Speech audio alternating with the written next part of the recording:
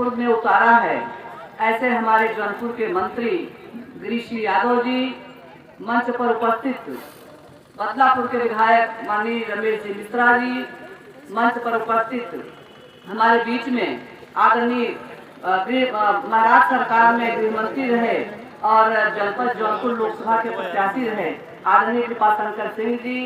मंच पर उपस्थित हमारे सम्मानित ब्लॉक प्रमुखगण, हमारे सम्मानित जिला कोषाध्यक्ष संतोष जी, आदरणीय प्रमोद दुबे जी, मंच पर उपस्थित आदरणीय सुनील जी जो महामंत्री हैं, हमारे सम्मानित ब्लॉक प्रमुखगण बैठे हुए हैं, हमारे बीच में बैठे हैं सुशील मिश्रा जी जो कार्यक्रम का संचालन कर रहे हैं, हमारे सभी भारतीय जनता पार्टी के कार्यकर्तागण हमारे सामने बैठी हुई यहाँ पर सभी सम्मानित आगंतुक गण, चाहे वो हमारे शिक्षक भाई हैं, चाहे वो हमारे किसान भाई हैं, चाहे वो हमारे नौजवान भाई हैं, चाहे हमारी मातृशक्तियाँ हैं, चाहे हमारे बच्चे हैं, हम सबको धन्यवाद देते हैं कि आप सभी लोगों ने आज की ऐतिहासिक यात्रा में अपना समय दिया। हम आपके प्रति आभारी हैं। मल्हनी मेरा मायका है, मल्हनी मेरा घर है, मेरा जन्म मल्हनी में हुआ है। मल्हनी की जन्मभूमि पर मैं आप सबकी तरफ से अपने प्रभारी मंत्री आदरणीय ए.के. शर्मा साहब का स्वागत करती हूँ, सम्मान करती हूँ। रही बात विकास की बात, मल्हनी में जब नगर विकास मंत्री और ऊर्जा मंत्री आ गए हों, जहाँ पर ऊर्जा मंत्री स्वयं पधारे हों, तो मुझे लगता है 2027 में मल्हनी से विकास की गंगा बहेगी, कमल का फूल खिलेगा और मल्हनी अपने आप में सशक्त होती नजर आएगी। आज हम जिस कार्यक्रम में आए हैं, 150वीं जन्म जयंती मना रहे हैं सरदार पटेल जी के प्रति, मैं उनको श्रद्धा सुमन करती हूँ, उनको नतमस्तक होती हूँ और उनकी कृतित्व को याद करती हूँ और कांग्रेस के उस घिनौने चरित्र को भी कोसती हूँ। अगर कांग्रेस का घिनौना चरित्र न होता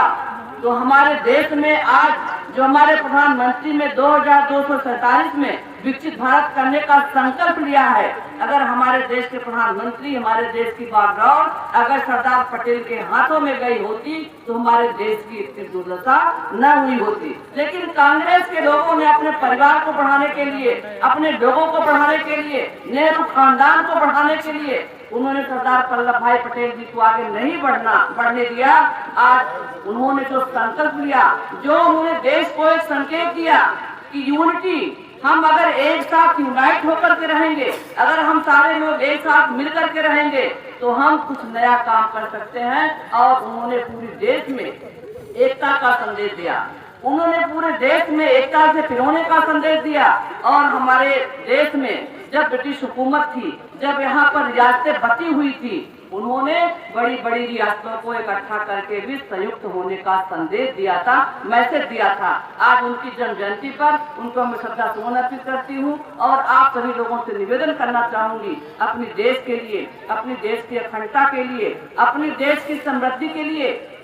और विकसित भारत होने के लिए आइए हम और आप संकल्प लेते हैं कि हम सबको अपने भारत को आगे बढ़ाने के लिए एकजुट रहना है। और जब हम एकजुट रहेंगे तो हमारा देश आत्मनिर्भर भारत बनेगा, आत्मनिर्भर देश बनेगा, हमारा विकसित भारत बनेगा। इन्हीं चंद शब्दों के साथ मंचस्थ सभी अतिथियों का स्वागत करते हुए और अपने सामने बैठी हुई अपनी माँ शक्तियों को धन्यवाद देती है, अपने भाइयों को धन्यवाद देते हुए अपनी वाणी को विराम देती हूँ। जय।